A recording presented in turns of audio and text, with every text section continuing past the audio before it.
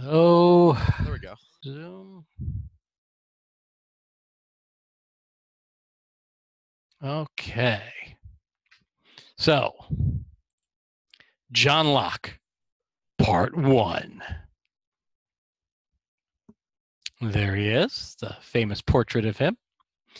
Locke, born 1632, died later than that. The key to remember for the beginning of this period, especially for the Anglo writers, is this is happening at the tail end of the English Civil War. So the English Civil War was fought between the king and Parliament. So Britain had been a monarchy for, centuries. They had fairly recently, well, several hundred years, about, longer than we've been in a country, but established a parliament. Now, the parliament did not have an official legislative function at this point, but it had the sole power of taxation. So the parliament would tax the people and then give the king the king's allowance. The king at this point was spending much more than his allowance and was basically not taking much advice from the parliament. So there were serious concerns between the two. You had an uprising, and Britain was, pretty much cut in half. The industrial, well, it wasn't industrial, but the North was much more on the side of the king, in part because the king had been, he was the cousin of Queen Elizabeth I. He had been King of Scotland. And so the North, which tends to be closer, right, and tends to be more rural, favored the king. London in the South, the more mercantile, the more educated, tend to prefer Parliament. And when they couldn't come to an agreement, the country split in half over who should have power, whether they should become a parliamentary republic or remain a monarchy. And for, about 10 years, it was on and off warfare within the country. Oliver Cromwell was leading the fight for the parliamentarians, and that is where Locke comes from. Locke comes from a parliamentarian family. So you have, the king who is supposed to rule by divine right. And so this king had a very particular view of religion, which was going to make the Anglican Church much more like the Catholic Church. On the other hand, those in the South didn't like being told what to do, wanted a more democratic approach. And so that affinity for democracy, we'll see, is something that Locke has from the very beginning, and which really expresses itself very clearly. In fact, Locke, in his social political theory, ends up being one of the main influences of our founding fathers. In his second treatise on government, you find in Locke the very famous phrase, the inalienable right of the pursuit of life, liberty, and the pursuit of property. So yeah, Thomas Jefferson just plagiarized that directly from Locke, changing property to happiness. What is the connection between the pursuit of property and the pursuit of happiness? Well, you got to remember that England, right, is a country with royalty, right? Who owns the land? Well, the land is owned by the royals, right? You are on somebody's land and you work it and you pay taxes to the landowner if you're a working person, and that land gets, handed down generation by generation. So the ability to work for property instead of simply inherit property would be the right to self-determination, which is where the pursuit of property and the pursuit of happiness in this context are deeply related. So he's a very bright person. He goes to Oxford. And at Oxford, he is very much smitten with the study of science. He studies with two of the most important figures in the history of science, Robert Boyle, who is the father of chemistry, and Robert Hooke, who is a physicist who basically got about halfway to Newton's theory, the generation before Newton. While at Oxford, Locke becomes deeply impatient with most of the curriculum, which is basically the study of classics, studying Latin, Greek, and classical texts. And he thinks that it's in science. It's really in confronting what's happening in the real world, not these dusty books by old dead people in classrooms that are fascinating. And so he trains as a physician. He is of the same generation as Isaac Newton, and we know that the two of them knew each other. One of the ways we know that he knew Newton is that there is 1 year where we know that Isaac Newton had a nervous breakdown. And during that period, he does absolutely no scientific work. He only writes 2 letters, one of which is to John Locke, where he said, "When I heard a rumor that you were dead, I hoped it would be true." Yeah, Newton was not a terribly nice person, but even more so when he had a nervous breakdown. But he does train as a physician, and one of the people whom he impresses is Anthony Ashley Cooper, who is the Lord Shaftesbury. Now, if you've taken my philosophy of humor class, that's a name that will be familiar. Anthony Ashley Cooper, Lord Shaftesbury, was one of the real founders of philosophy of humor. He was a radical, a playwright, and a philosopher. That's not this Anthony Ashley Cooper, Lord Shaftesbury. This is actually his grandfather, who was the first Lord Shaftesbury. The other one is the third Lord Shaftesbury. But John Locke impresses Shaftesbury as being incredibly bright. And so Shaftesbury takes on Locke as part of his supported cast of characters. He becomes Shaftesbury's personal physician. Shaftesbury has a problem with his liver. Locke is convinced that it's a cyst that needs operating on. Shaftesbury is very hesitant, but after conferring with several other doctors, agrees, and the operation, in fact, saves his life. And so he hails Locke as the man who saved him. Now, Shaftesbury was also deeply connected with the government at this time, and there was a plot to overthrow the king. And while John Locke most likely was not actually implicated, that's what most historians now think, he at least was very familiar with most of the people who were, and so he was under suspicion, and as a precaution, he flees England and moves to Holland for a while, where he comes in contact with a number of continental thinkers, and it's there that he comes to learn about Descartes. And he just reads Descartes thoroughly, fascinated by the science in Descartes, not so much by the philosophy, which is what we'll see in most of today's conversation.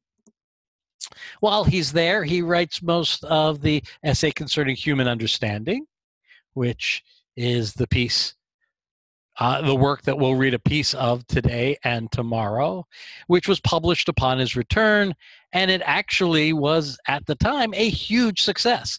The book sold, despite the fact that it was a massive book, sold lots and lots of copies, which made him a very wealthy man.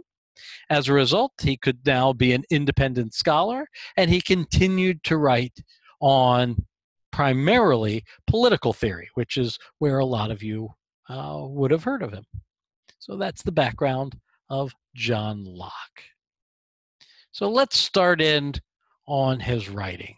So book 1 is called Of Innate Notions. Now, the idea of innate ideas should seem familiar to you. It's something that was present in Descartes, right? Remember quickly, right, what Descartes was arguing. So again, this is the modern period. Epistemology comes first, metaphysics comes out of epistemology. But because this is a reaction to the scientific revolution, it really all begins with this question of knowledge, right? All of a sudden, we're flooded with this new source of knowledge, and the world is being turned upside down as a result of all of these scientific results that are coming in. So the question is really on the tip of everybody's tongue, right? How do we gain all of this knowledge? What really is the methodology? What's the basis of our new understanding? If we can't simply say it's revelation, it's coming from sacred scripture, it's coming from the Pope, right? We're all on our own to be able to go out and observe the world, do science. How should science be done? Descartes writes on that exact issue, right? That's what we looked at in the Meditations. Descartes' epistemological stance is what we call rationalism. Right? Rationalism is the view that all human knowledge is ultimately justified by human reason. Okay. Remember, Descartes wanted more than anything in the world absolute certainty. And the only logic you can use that gets you absolute certainty is deductive logic. So Descartes is stuck with this sort of deductive approach, which he's fine with because he sees it where? Euclidean geometry, right? So the idea here is we want to fashion everything in this sort of geometric method. Okay, so if you're going to use deductive arguments, you go up to a rationalist and you say, hey, are you a rationalist? Why, yes, I am. Do you know anything? I do. What do you know? I know this. Well, how do you know that? I'm a rationalist. I have a deductive argument from these premises to this, so I know it. Well, a deductive argument is valid if its conclusion follows from the premises, but it also needs to be well grounded. Those premises need to be true. Correct. So what makes those premises true? How do you know them? Well, I'm a rationalist. I have a deductive argument to those. See, so I have these premises to this one and these premises to this one.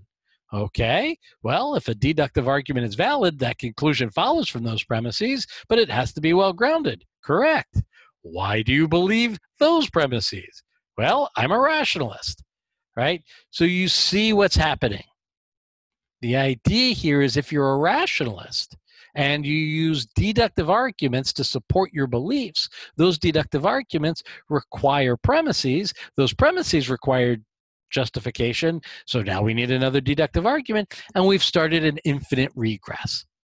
In order for it to stop, in order for there to be some groundwork, some foundation underneath of it all, some place where we can firmly plant our feet and go, boom, we're here. You can't ask me to justify any further. We need some justification for those first truths, all right?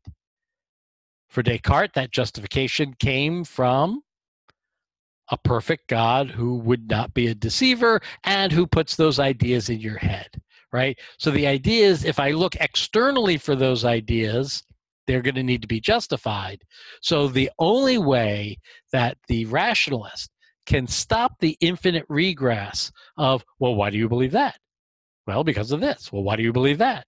Because of this, is for there to be innate ideas. There have to be some point where it just stops, right? So if you go back to Euclid as our model, right, it's with the axioms and the postulates, right? Where do those come from? They're just in the human head. Everyone has them. You have them. Stop asking. You know you believe that too. That's what the rationalist needs.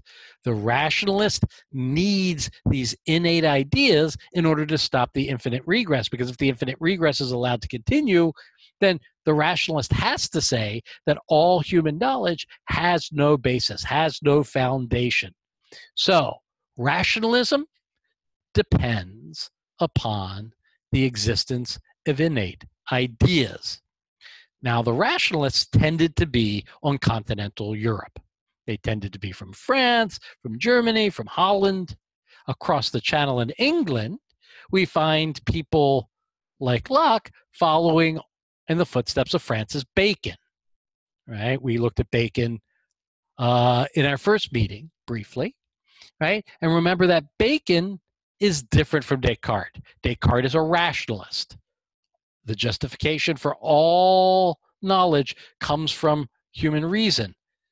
The empiricists, like Bacon and Locke, are going to say, no, it doesn't come from pure reason. It doesn't come from inside the human. It comes from outside the human. It comes from observation of the world. It comes from empirical data. So Locke and Descartes are opponents in this epistemological battle. Descartes thinks that all human knowledge comes from pure reason. Locke is going to think it comes from the senses. So Descartes has basically served, right? If we think of this as Wimbledon tennis, right? The Meditations is Descartes' serve. He has sent the ball over. He said, boom, here's my argument for human knowledge. Locke now has to return the serve. So he says, look, why should we believe these innate ideas exist? The rationalists need them. And we can't just say because, well, without them, rationalism doesn't work, because we're opponents of rationalism. We think it doesn't work. So there has to be some justification. Why should we believe that there are these innate principles? And the rationalists say, okay, here's why we should believe it. Because there are certain things that everyone believes. No matter who you are, we all believe them, right? So what? Well, here's the argument as they sketch it out. Let's start from the fact that people have different experiences, right? Yeah. I mean, just look at your screen. Each of you are actually seeing different screens, right? Joe, who's at the top of your screen, person-wise? You are. Sasha, who's at the top of your screen? You are, right? So even though you think you're seeing the same thing, you're actually seeing different things, right? Everyone has different experiences. Everyone, if you trace through, they have seen different things, they've tasted different things, they've touched different things. So all human beings have different experiences. If our ideas came from experience, that would mean everyone would have different ideas. Yet, there are beliefs that all human beings have. There are ideas that we all share. But if ideas came from experience and we all have different experiences, right, it wouldn't be the case that we would share them. So these ideas can't come from experience, right? But they had to come from somewhere, and that somewhere has to be either externally or internally. If it can't be externally, there's only one place they could have come from, and that's because we all have them innately. We all, Descartes wants to say, have impressed upon the mind as if from the signet ring of God himself, right? The same basic set of concepts, right? You show up for college, they hand you a computer. When you're born, they hand you a mind, and it's loaded with a certain basic set of ideas that we all have. So that's the rationalist argument from universal assent. Is Locke going to buy it? Of course not. He says universal consent proves nothing innate. So he says, look, this claim of universal assent, it's either true or it's false, right? Either there are core ideas that all human beings share, or there aren't. And what he wants to say is, no matter which one is true, it doesn't make the rationalist case, right? So two possibilities, either it's true or it's false. Let's say it's true. Hypothetically, just for the sake of argument, we're not going to say it is true, but for the sake of argument, let's suppose that there were propositions of universal assent. There are certain things that we all agree, right? What color is the grass? And each of you would say, Green. that's one. Matt? Green. Eric? Green. Joe? Green. Okay, look, universal assent, right? We all have the idea of green grass. That must be because it's internal, it's intrinsic, it's innate, right? No, we didn't all look at the same grass. We all looked at different grass, and yet it was green. So the idea here is it may be the case that we all have certain ideas in common, but that doesn't mean it's because we all had the same experiences. Maybe we just had the same types of experiences. So what he's saying is just because there are universal beliefs doesn't mean that the ideas are innate, because maybe they're universally similar experiences without being the same experiences. So even if this idea of universal assent is true, it doesn't do the work that the rationalists need. But bum, bum, it ain't true. He says it isn't true that everyone has these innate beliefs. And he points to two groups of people: idiots and children. Now, the term idiot back then was a technical term for someone who was cognitively impaired. This actually remains an active category up through about the 1950s, where I believe it was idiot, moron, and imbecile were the technical terms for various people with learning disabilities. So when he's talking idiot, he is talking about someone who is cognitively impaired. Children is someone whose impairment is temporary. It's just a phase. They'll outgrow it. Idiot children, well, you can deal with them as a special case. So the point is, he's saying there are these groups of people, idiots and children, who don't know the things the rest of us know. And yet we want to say they're human, right? If these ideas were innate, then all humans would have them. Now, the irony, of course, is that one of the most famous quotations from Descartes is, "There's no position so absurd that some philosopher somewhere has not held it at some point." In other words, that's a denial of universal assent. Whether Descartes is saying philosophers are idiots or children, I will leave that up to you to determine. But the point is that Locke says there are individuals who we want to say belong to the human species. They have a human mind, but they do not have these beliefs that we all share, right? If I asked you what is 1 plus 1, all of you would say 2. Right. So that must be innate, right? And Locke's going to say, no, you ask an idiot. 1 plus 1 is, I don't know, 4, right? You ask a child, they can't even talk at one point. They don't know, right? The point is you have to teach these, right? Now the rationalist says, okay, look, I will grant that idiots and children don't have these beliefs, but that's because their reason is immature. Their minds aren't ready to be used. The instant they come to be able to use their reason, right? The reason is like a toolbox. They haven't figured out how to open it yet, but the instant they open it, these are the tools that are going to be in there. So they are innate. They just have to be accessed. And Locke responds, but then it would be reason that discovers them, not that they're innate, right? The idea is if you have to use the reason to find these tools in the box, then the reason actually put the tools in the box. It's not that they were in there to begin with. The rationalists say, but wait a minute, but they're assented to, they're agreed to as soon as you propose them. To which Locke responds, but we see them not immediately assented to.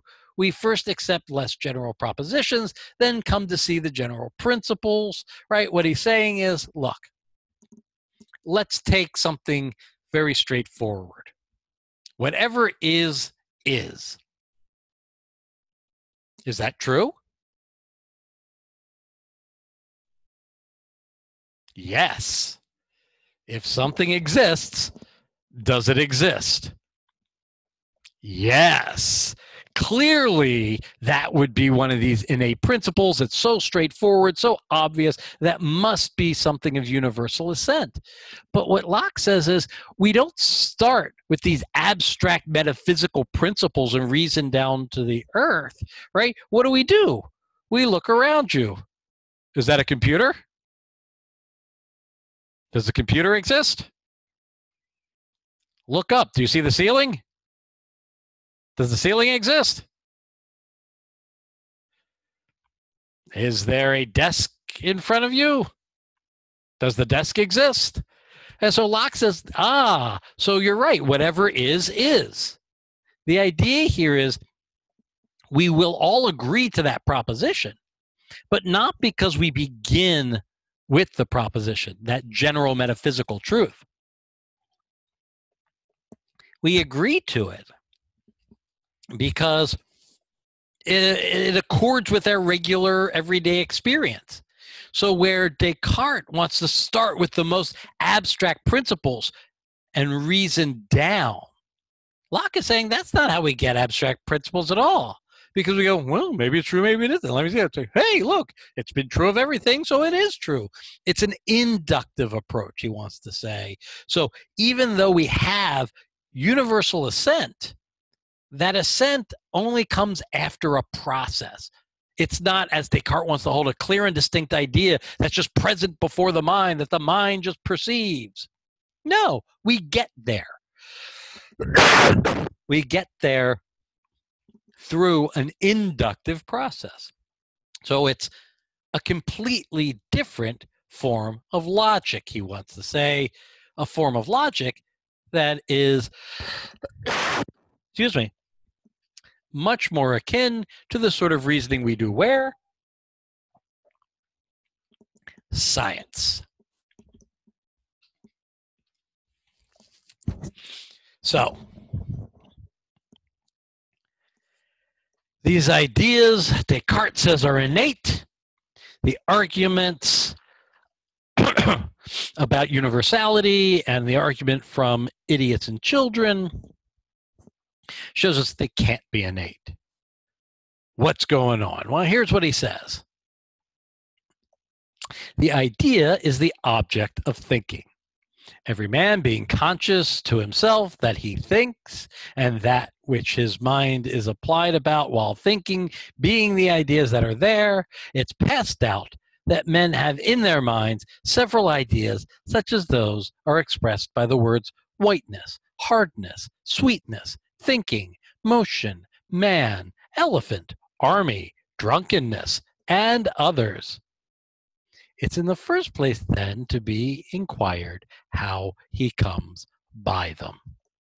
So that passage ought to trigger a couple of remembrances thinking back to Descartes, right? There are a couple of clearly Cartesian elements to this passage, right?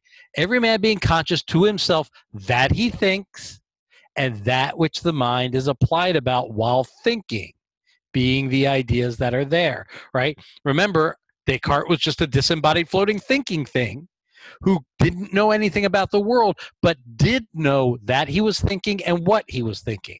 So the beginning of this passage is a clear reference back to that Cartesian notion. But then notice where he starts. Whiteness, hardness, sweetness. What was Descartes playing with that was white, hard, and sweet at one point?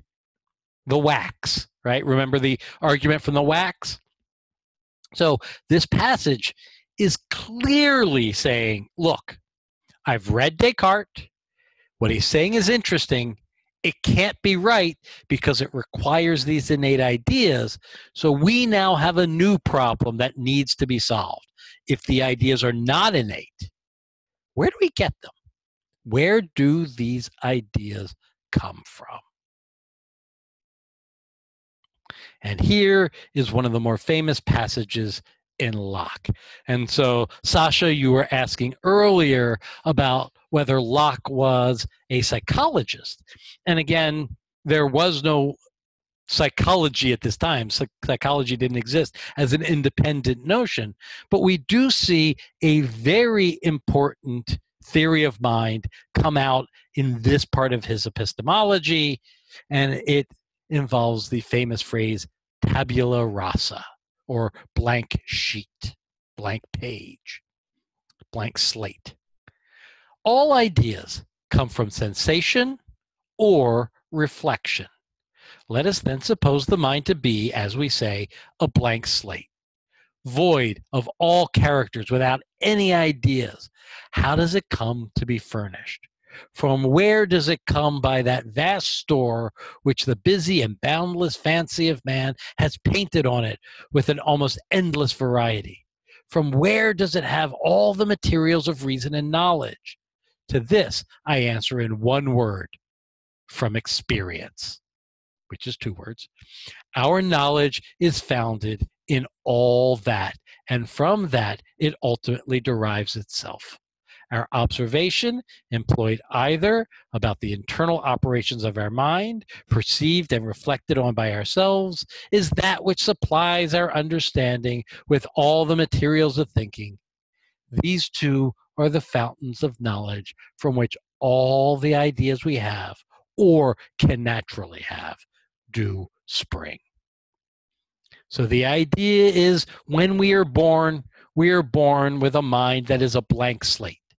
It's an empty page, just plain white, which is then written upon by the chalk of experience, right? It's painted upon with an almost endless variety of ideas which come in through the senses. So we are born with a completely empty mind, and we have to acquire all of our ideas through the senses from the external world. So notice, he says, there are two different modes of thinking, right? At the beginning, all ideas come from sensation or reflection. That or isn't, this is another way of saying it. That or really is a distinguishing or. All of our ideas come from one of two places: either sensation, the senses, or reflection. Right, which seems very metaphorical, right? Looking in a mirror. When you look at a mirror, you see yourself, right? So sensation is taking in sense data about other things. Reflection is going to be the mind thinking about itself. So sensation versus reflection. There are ideas that come to the mind through the use of the senses, right? Sensible qualities: yellow, white, hot, cold, soft, hard, bitter, sweet, right? And again, notice the ones he chooses. Notice the colors he picks: yellow and white. Of all the colors, isn't that weird? If one of the colors was white, what was the other? What would be the other color you picked? Black. Yeah. If one was yellow, what would the other color probably be? Probably another one of the primary colors, right? Yellow as opposed to red, yellow as opposed to blue. He picked yellow and white. Why yellow and white? Well, yellow and white were used somewhere, right? Heat and cold.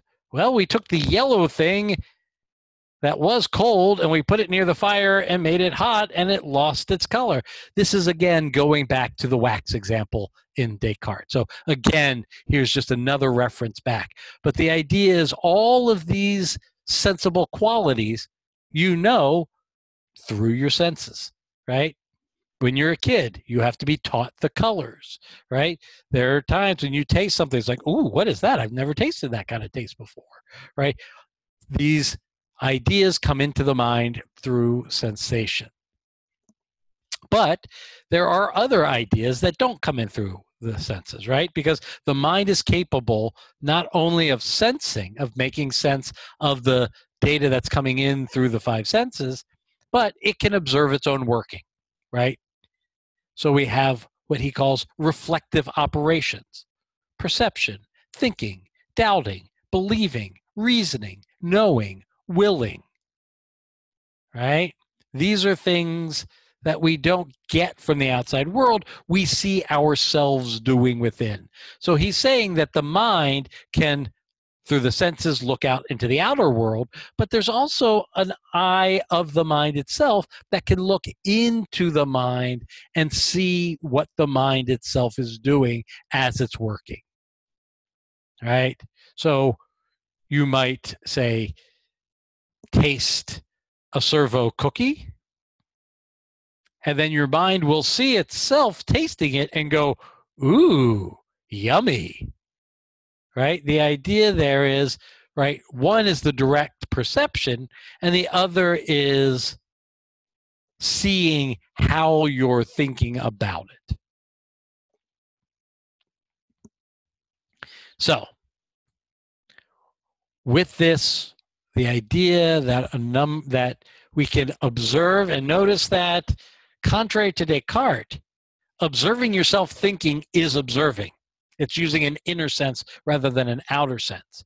And so what he's now claiming is that we have a foundation for all human knowledge in observation. Ideas come in through the senses. What's the evidence for this? Well, children have to be taught basic ideas, such as color.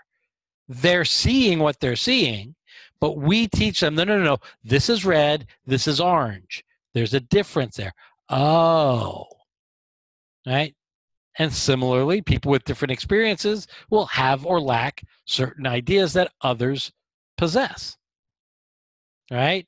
That is, if you've never tasted a certain kind of thing, there's no way you can just conjure it up in your mind, right? You have to have had the experience in order to have that idea, right? And ideas of perception are found in children before ideas of reflection, right? What he's saying is children are able to sort of identify things in the world around them before they're able to sort of cogitate about their own cognition, right? That happens at a later stage of cognitive development, right? So again, Sasha, here it seems like he's being a sort of developmental psychologist, right? So it certainly seems, what we would now consider psychology is part of his evidence for epistemology.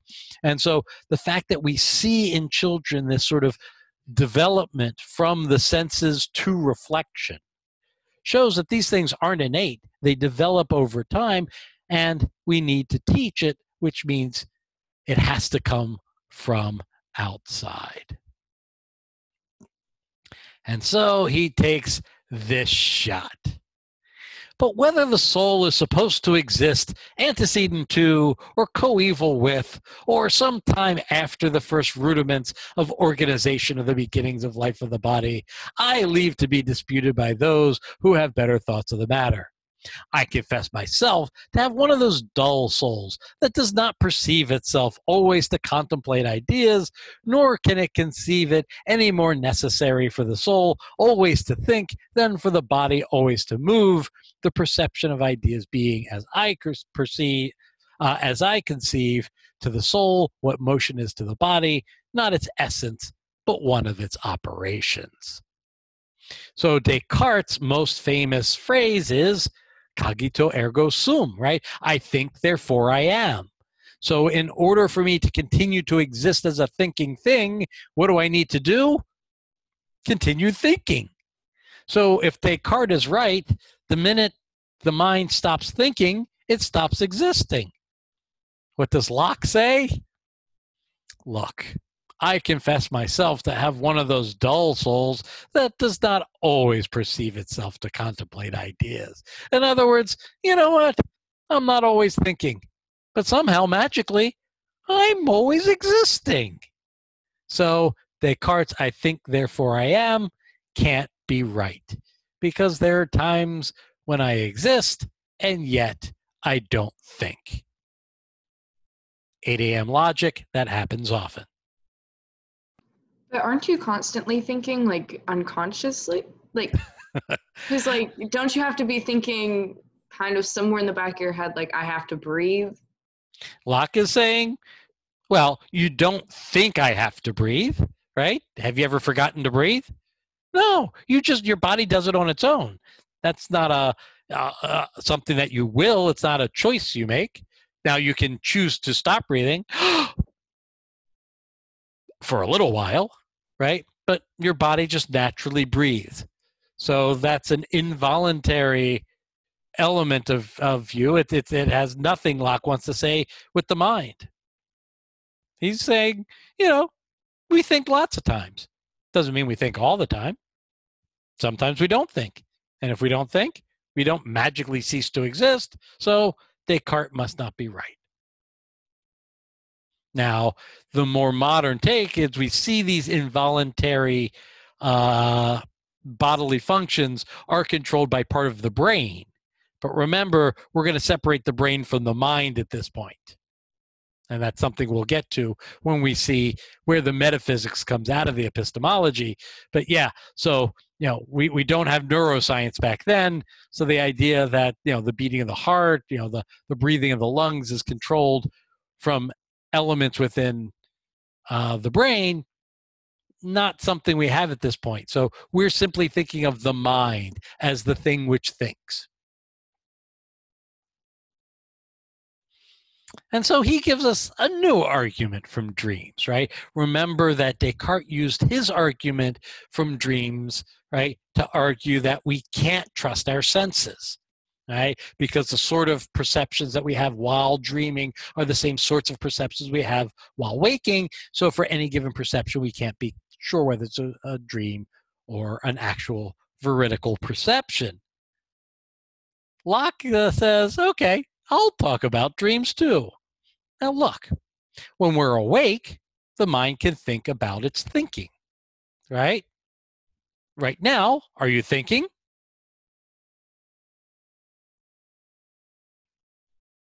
Anyone? Yes. Maybe. Maybe.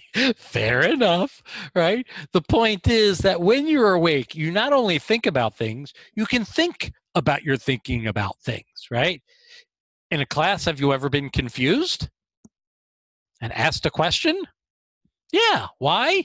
Because you were thinking about something, and then from a meta level, you realize, wait a minute, my thinking isn't clear about this. Is it this or is it that? Now, notice what you're doing is you're thinking about your thinking, and you're realizing that your thinking doesn't completely contain everything it needs, and so your thinking about thinking is worried, and so you asked me to re-clarify something. Oh, okay, now I understand it. Now you just think about it. You don't have to think about thinking about it anymore.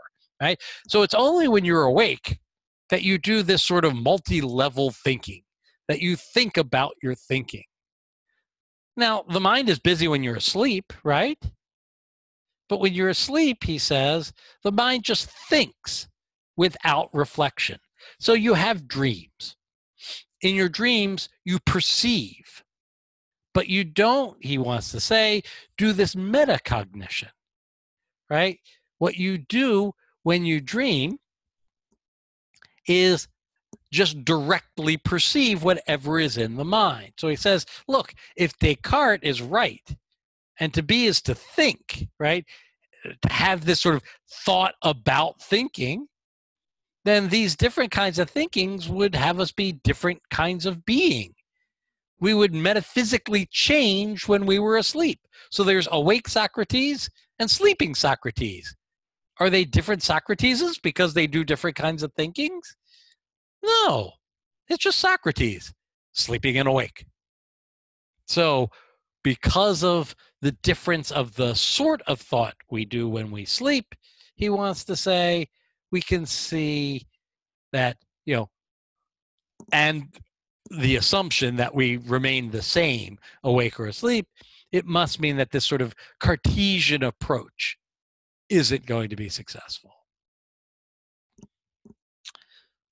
So book 2, chapter 2 of simple ideas. So if we reject the Cartesian, right, so you could think of his philosophy as having a negative and a positive part. The negative is where he argues against rationalism. So he's just trashed it and said, that can't be the right way to gain knowledge. So what does he have to do? He now needs a positive view. He now needs to build an epistemology. And that's what he's now going to start doing. He says, look, when we see objects, these objects are complex ideas in the mind, right? So we need to draw a distinction between simple ideas and complex ideas. Simple ideas are basic, directly observed qualities: white, yellow, hard, sweet, bitter, right? Now, what Locke says is you don't just walk around and go, hey, look, there's yellowness floating down the street. Uh-oh, don't step in that sweetness. No, right? These are properties of things, right? Things have these properties, and when I observe things. But what he says is actually those are complex ideas, which are combinations of all these different properties packed together. What we see and hear and taste and smell and touch, Locke wants to say, is not the complex idea. What we see is actually a whole range of simple ideas, which the mind naturally decomposes the complex ideas into. Right? So, though the qualities that affect our senses are in things themselves, so united and blended that there's no separation, no distance between them, yet it's plain that the ideas they produce in the mind enter the senses simple and unmixed. Right? So the idea is, in front of you, you see a computer, right? Silver, solid, rectangular. There are all these simple ideas that when you combine them are computer. What Locke says is we don't just see computer and break it down into these simple ideas. The mind sees with all of its senses, sees as one of the senses, but takes in through all of its senses all of the simple ideas and then builds it up from there. You could think of it as the Lego theory of perception. We don't perceive the thing as a whole.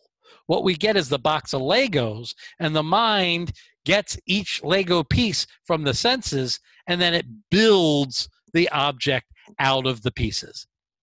So the pieces come first, and the mind builds the object out of the pieces. Where do those pieces come from? Well, they come from experience. Experience alone, from the senses. He says the mind can neither make nor destroy them. You might want to forget a certain shade of pink, but once you've seen it, it's in there, right? Nor can you create it, right? The idea here is, could you think of a shade of green you've never seen? No. The mind can't create these basic ideas. It has to acquire them from outside, from the senses. So when we perceive the world, what we actually perceive is all of the individual simple ideas, and the mind then rebuilds, constructs out of these different ideas from the different senses the complex ideas that we have. Now, once the mind gets it from experience, though, what can it do? Repeat, compare, unite, build new complex ideas to its heart's content. How many people know what a unicorn is? All of you.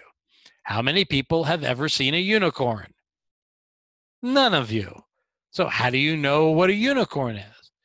Well, you took all the simple ideas that created the complex idea of horse. You took all the simple ideas that created the complex idea of horn, and then what did you do? You stuck the horn on the horse, right? And then unicorn, right? There it is. So the idea here is you can't construct simple ideas that you've never gotten through the senses. But once you've gotten them, now you can construct them in interesting ways that you've never seen to create complex ideas of which you've never had an experience. That making sense? So, Locke's challenge.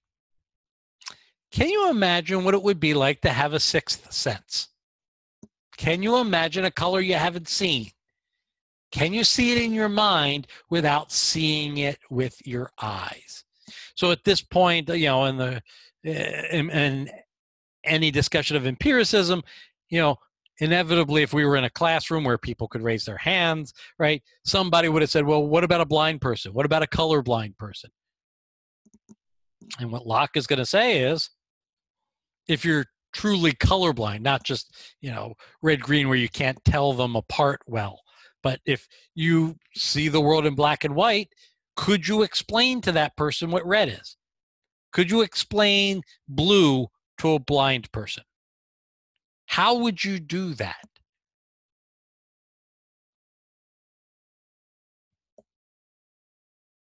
If it were an innate idea, they'd have it. They just couldn't tell what connected with it. But does the concept of blue make sense to someone who is blind, who, let's say, has been blind since birth? So they wouldn't have been able to acquire these concepts empirically. Locke is saying, you know, if you somehow met a human being who said they had a sixth sense, would that sense make any sense to you? If you're an empiricist, you have to say no. So, how do we go from this to a full-blown theory of knowledge? Well, that's what we will talk about tomorrow. Okay? So, read the other sections and you'll notice that it jumps around a bit, you know, between chapters, between sections, between books. So, we will build up Locke's more complex epistemology in our conversations tomorrow. All right. Thank you, Steve. All right. Thank you. See everybody. By the way, I just want to say there was this child stomping above my room for the entirety of the lesson. There's this little kid above me who keeps on having a temper tantrum, and I had to move at some point because he was just stomping so aggressively. So that is why I moved at one point. I just wanted to say that. No doubt he was a Cartesian. And, you know, especially being younger, the argument from children against Descartes, he just takes it very personally. I mean, I understand that sort of thing. At least he's not screaming this time. Does that make you an idiot? I will leave that up to you to decide. Great. Bye, Steve. Thank you. All right. Thanks, Steve. See everybody tomorrow. Yeah.